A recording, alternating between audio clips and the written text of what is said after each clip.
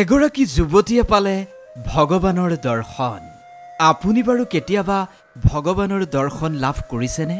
এগৰাকী যুৱতীয়ে ভগৱানৰ দৰ্শন লাভ কৰিলে আৰু ভগৱানৰ দৰ্শন লাভ কৰি নিশ্চিত মৃত্যুৰ দিশে থকা পিতৃক তেওঁ ঘূৰাই আনিব পাৰিলে মৃত্যুৰ দুৱাৰদলিৰ পৰা। সেই যুৱতীগৰাকীয়ে কেনেকৈ ভগৱানৰ দৰ্শন লাভ কৰিলে সেয়া জানিলে আপুনিও হতবাক হৈ পৰিব। আপুনিও ভাবিবলৈ বাধ্য হ'ব, সঁচাই এই সংসাৰত ভগৱান আছে, কেৱল ভক্তৰ বিশ্বাস থাকিলেই হ'ল।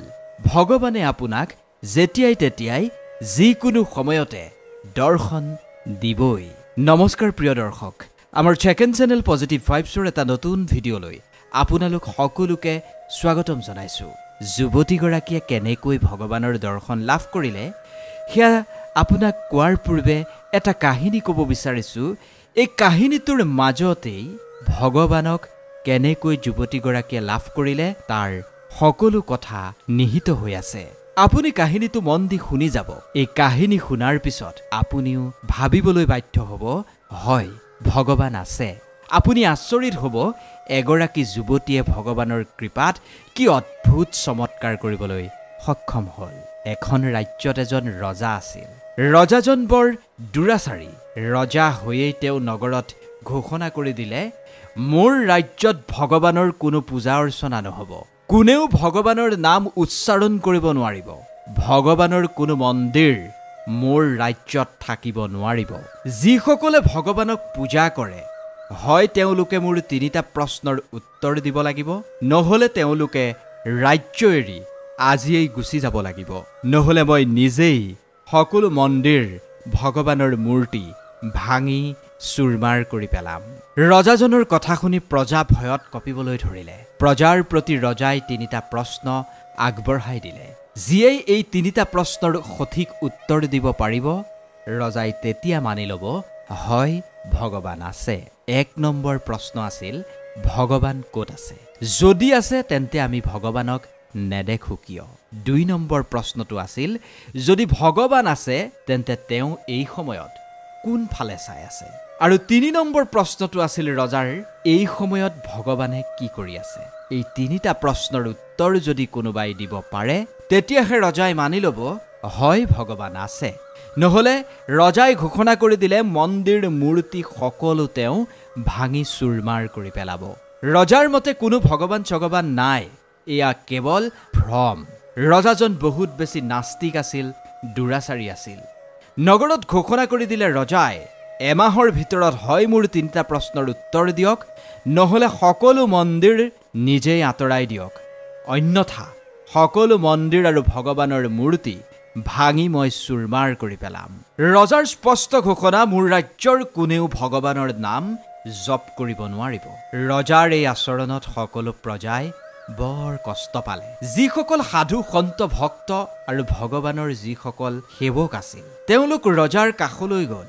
ৰজাক আপ্ৰাণ চেষ্টা কৰিলে বুজাবলৈ, ৰাজন আপুনি যি সুধিছে সেয়া তেনেকৈ দেখা বস্তু নহয়।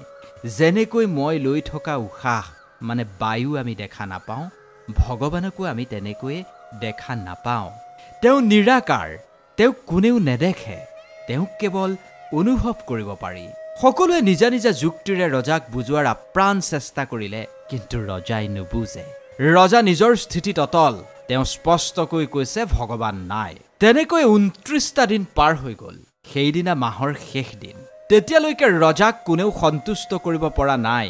ৰজা আশ্বস্ত হ'ব পৰাকৈ কোনেও উত্তৰেই দিব পৰা নাই। সমগ্ৰ নগৰত হাহাকাৰ লাগিবলৈ ধৰিল। ৰজাই আৰু কাৰো কথা নুশুনে। ৰজাই এতিয়া এফালৰ পৰা সকলো মন্দিৰ ভাঙি পেলাব, সকলো ভগৱানৰ মূৰ্তি ভাঙি চুৰমাৰ কৰি দিব। এজন বৃদ্ধ গৃহস্থী সন্ত নিজৰ ঘৰলৈ গ'ল চিন্তাম্বিত হৈ। ভগৱানৰ মূৰ্তিৰ সন্মুখত বহি তেওঁ চিঞৰি চিঞৰি কান্দিবলৈ ধৰিলে, হে প্ৰভু, এয়া তুমি কি কৰিব খুজিছা? ইমান দুষ্ট এজন ৰজা, আমাক তুমি কিয় দিলা? আমিতো কোনোদিন তোমাৰ ভক্তিৰ পৰা বঞ্চিত হোৱা নাছিলোঁ। এই ৰজাই এতিয়া কৈছে ভগৱান ক'ত আছে? এনেকুৱা মূৰ্খ ৰজাক এতিয়া আমি বুজাওঁ কেনেকৈ প্ৰভু? তুমিয়ে এক কৃপা কৰা। তোমাৰ নাম আৰু কীৰ্তন আমি কৰিব নোৱাৰিম। তোমাৰ নাম কীৰ্তন নকৰাকৈ আমি কেনেকৈ থাকিম প্ৰভু?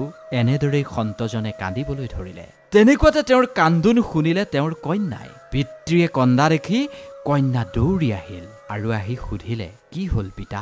পিতৃয়ে ক'লে, আজি ৰজাৰ নাস্তিকতাৰ জয় হ'ব, দুৰাচাৰী ৰজা আজি জয় হ'ব, অধৰ্মৰ আজি জয়লাভ হ'ব, ধৰ্মৰ আজি পৰাজয় হ'ব। আমাৰ আস্থা, আমাৰ বিশ্বাসত আজি কুঠাৰাঘাত হ'ব আৰু আমাৰ ভক্তিৰ আজি পৰাজয় হ'ব। আজি অধৰ্মৰ সন্মুখত ধৰ্মৰ পৰাজয় আমি সহি থাকিব নোৱাৰিম। সন্তজনৰ কন্যাই আচৰিত হৈ সুধিলে, মই বুজা নাই পিতা, তুমি মোক সকলো বুজাই কোৱা। সন্তই ক'লে, আমাৰ যে ৰজা তেওঁ বৰ নাস্তিক, তেওঁ সকলো মন্দিৰ ভাঙি পেলাম বুলি কৈছে। তেওঁৰ মতে কোনো ভগৱান হেনো নাই।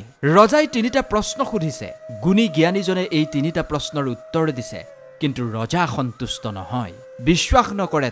তেওঁ এতিয়াও কয় ভগৱান নাই। এই মূৰ্খ ৰজাক এতিয়া বুজাই কোনে? তেতিয়া কন্যাই ক'লে, মোক কোৱাচোন পিতা, কি প্ৰশ্ন সুধিছে? সন্তজনে নিজ কন্যাক ক'লে ৰজাই কৰা সেই 3টা প্ৰশ্ন। ছোৱালীজনীয়ে ক'লে, এইটোতো একেবাৰে সাধাৰণ কথা, এতিয়াই মই ৰজাক ইয়াৰ উত্তৰ দি আহিম। ছোৱালীজনী ৰজাৰ দৰবাৰত প্ৰৱেশ কৰিলে। সকলো প্ৰজা মন্ত্ৰী বহি আছে ৰাজসভাত, কাৰণ আজি সূৰ্য অস্ত যোৱাৰ লগে লগে সকলো মন্দিৰ ভাঙি পেলোৱা হ'ব। সকলো অপেক্ষা কৰি আছে ৰজাৰ হুকুমলৈ। তেনেকুৱাতে 3টা প্ৰশ্নৰ উত্তৰ লৈ ৰাজসভাত প্ৰৱেশ কৰে ছোৱালীজনীয়ে। আহিয়েই তাই ক'লে, মহাৰাজ, মই আপোনাৰ প্ৰশ্নৰ উত্তৰ দিবলৈ আহিছোঁ, আপুনি মোৰ উত্তৰ শুনিবনে?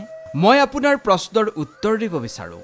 ৰজাই ক'লে, ঠিক আছে, তুমি যেতিয়া শেষ প্ৰয়াস এটা কৰিব খুজিছা, মই নিশ্চয় তোমাৰ উত্তৰ শুনিম।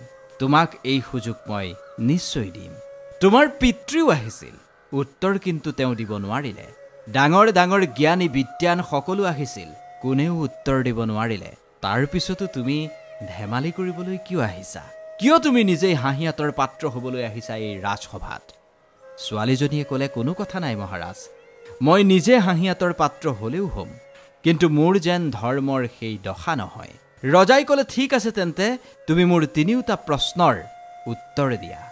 ছোৱালীজনীয়ে ক'লে, প্ৰশ্ন কৰক মহাৰাজ। ৰজাই প্ৰথম প্ৰশ্নটো কৰিলে, তোমাৰ ভগৱান ক'ত আছে?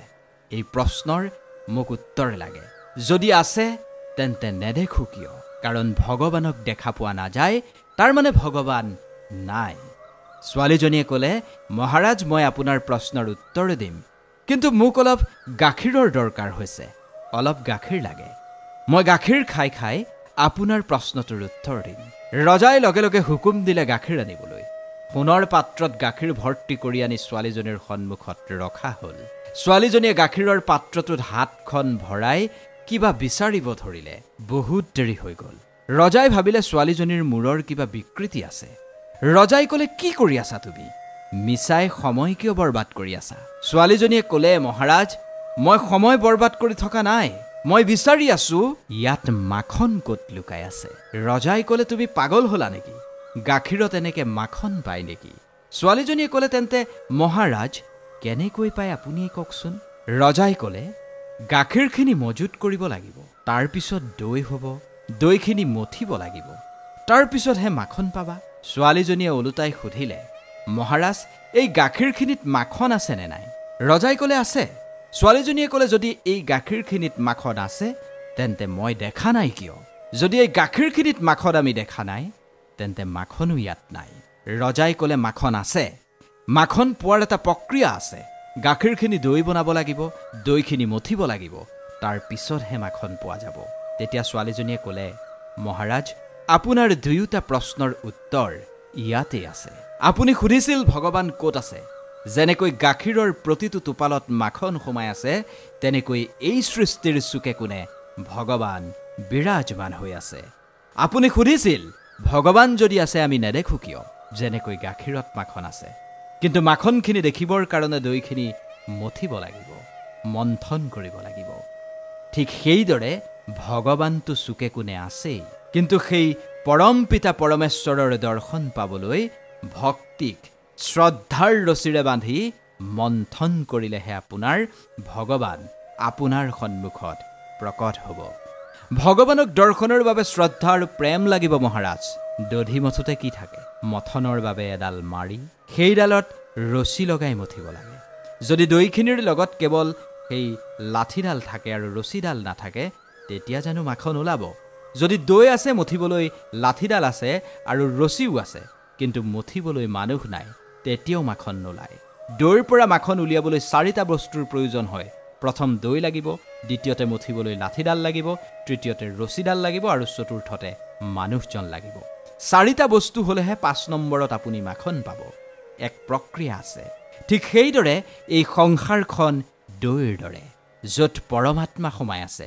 যেনেকৈ দৈত মাখন সোমাই আছে, কিন্তু মাখন আমি দৈখিনিৰ মাজত দেখা নাপাওঁ। জ্ঞান দধিমথা লাঠিডালৰ দৰে আৰু শ্ৰদ্ধাৰ ৰছীডাল লাগিব।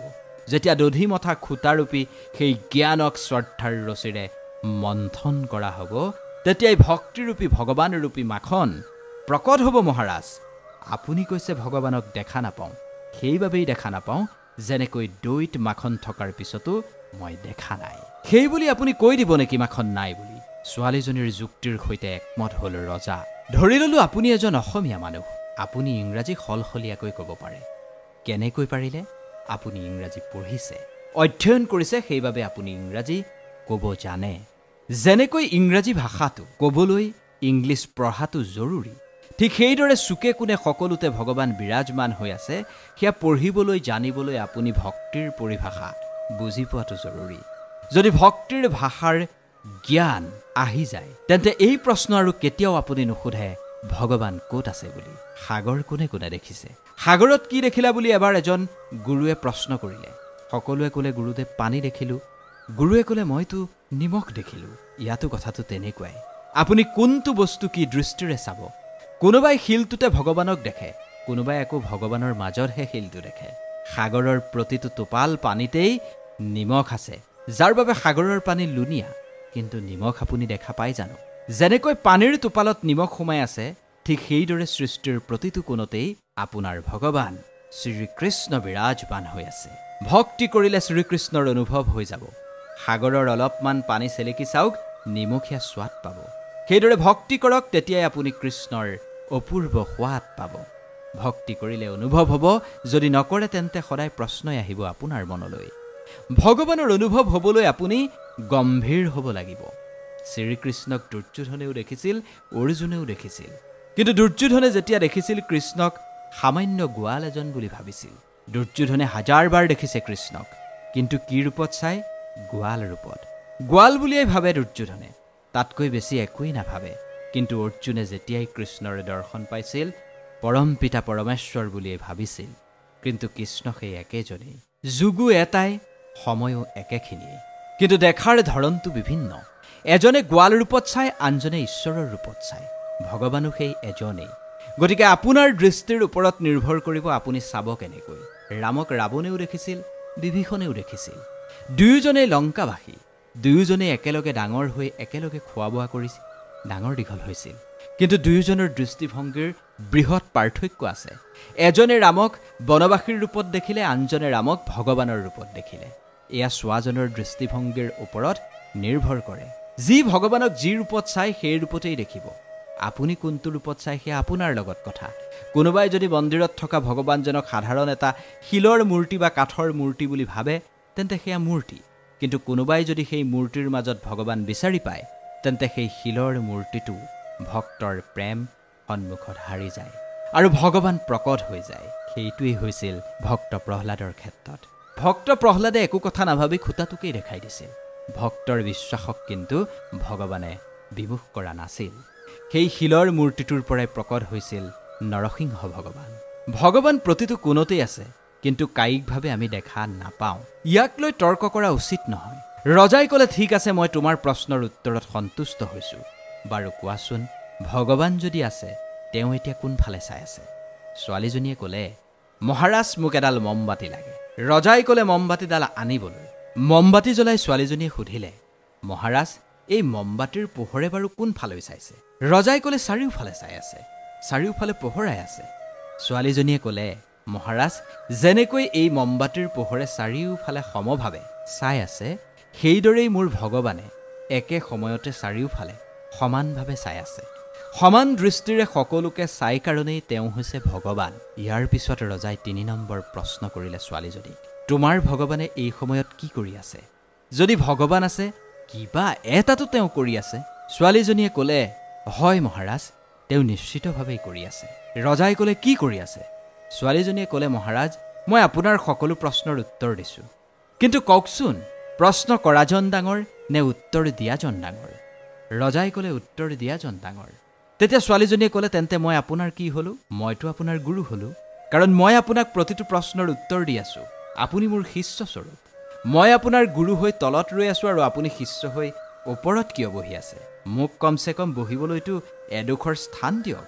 ৰজা তললৈ নামি আহিল আৰু সিংহাসনত ছোৱালীগৰাকীক বহিবলৈ দিলে আৰু ক'লে, এতিয়া কোৱা, তোমাৰ ভগৱানে কি কৰি আছে? ছোৱালীজনীয়ে ক'লে, যি এই সিংহাসনত বহে, এই ৰাজমুকুট তেওঁৰ মস্তকত থাকিব লাগে নে প্ৰজাৰ দৰে তলত থিয় হৈ থকাজনৰ মস্তকত থাকিব লাগে? ৰজাই ক'লে, যি ৰাজগাদীত বহে মুকুট তেওঁৰ শিৰতেই থাকিব লাগে। ৰজাই মুকুট খুলি ছোৱালীজনীক পিন্ধাই দিলে আৰু ক'লে, এতিয়া কোৱা, তোমাৰ ভগৱানে কি কৰি আছে? ছোৱালীজনীয়ে ক'লে, মহাৰাজ, মোৰ ভগৱানে এইখিনি কৰি আছে। মোৰ দৰে সামান্য এজনী ছোৱালীক ৰাজগাদীত বহুৱাই ৰাণী বনাই দিলে, মহাৰাণী বনাই দিলে, আৰু আপোনাৰ দৰে ৰজাক ৰজাৰ পৰা সামান্য প্ৰজা বনাই ৰাজ সিংহাসনৰ পৰা আপোনাক তলত নমাই দিলে। ৰজাক প্ৰজা আৰু প্ৰজাক ৰজা বনাই আছে এই সময়ত মোৰ ভগৱানে। এইখিনিৰ পৰা আপুনি এটা কথা শিকি ল'ব পাৰে, সময়ক কোনোবাই ধৰি ৰাখিব পাৰে জানো? সময়ক কোনেও বান্ধি ৰাখিব নোৱাৰে। বলৱান ধনৱান কোন হয়? কোনো মানুহ বলৱান ধনৱান হৈ নাহে। সময়ে মানুহক বলৱান ধনৱান বনাই দিয়ে। না কোনোবা ধনী হয়, না কোনোবা দুখীয়া হৈ আহে। সময়ে মানুহক ধনী দুখীয়া বনাই পেলায়। কালিলৈকে যাৰ একোৱেই নাছিল, আজি তেওঁৰ হাতত বহুত কিবা কিবি আছে। কালি যাৰ বহুত কিবা কিবি আছিল, আজি আকৌ একোৱেই নাই। এয়াই হৈছে সময়ৰ ধৰ্ম, এয়াই সময়ৰ খেল, এয়াই সময়ৰ পৰিণাম। আজি সময় যদি আপোনাৰ লগত, পাহৰি নাযাব, কাইলৈ সেই সময় মোৰ লগত থাকিব। সময়ৰ ওচৰত ইমানো সময় নাই যে সময়ে আপোনাক আকৌ সময় দিব। সেইবাবে যেতিয়াই সময় আহিব, সময়ক সৎ প্ৰয়োগ কৰিবলৈ শিকিব লাগিব। ছোৱালীজনীৰ যুক্তিবাদী সেই তিনিওটা প্ৰশ্নৰ উত্তৰত ৰজা তলমূৰ কৰিল। ৰজা সন্তুষ্ট হ'ল আৰু ছোৱালীজনীৰ সেই প্ৰশ্নৰ উত্তৰ শুনাৰ পিছৰে পৰা ৰজাই ভগৱানক বিশ্বাস কৰিবলৈ ল'লে আৰু আগতকৈও সেই ৰাজ্যত ধুমধামেৰে ভগৱান নাৰায়ণৰ পূজা অৰ্চনা হ'ল। এয়াই হৈছে ভগৱানৰ লীলা। আপুনিও বাৰু ভগৱানৰ দৰ্শন লাভ কৰিছে নেকি? যদি ভগৱানৰ দৰ্শন আপুনিও লাভ কৰিছে, তেন্তে অনুগ্ৰহ কৰি কমেণ্টত জনাবলৈ নাপাহৰিব। আৰু এই ঘোৰ কলিযুগত ভগৱানৰ নাম যিমানে বিলাই দিব, সিমানেই আপুনি পুণ্য লাভ কৰিব। গতিকে ভিডিঅ'টো শ্বেয়াৰ কৰিবলৈ নাপাহৰিব আৰু চেনেলটো ছাবস্ক্ৰাইব কৰি দিব। ধন্যবাদ।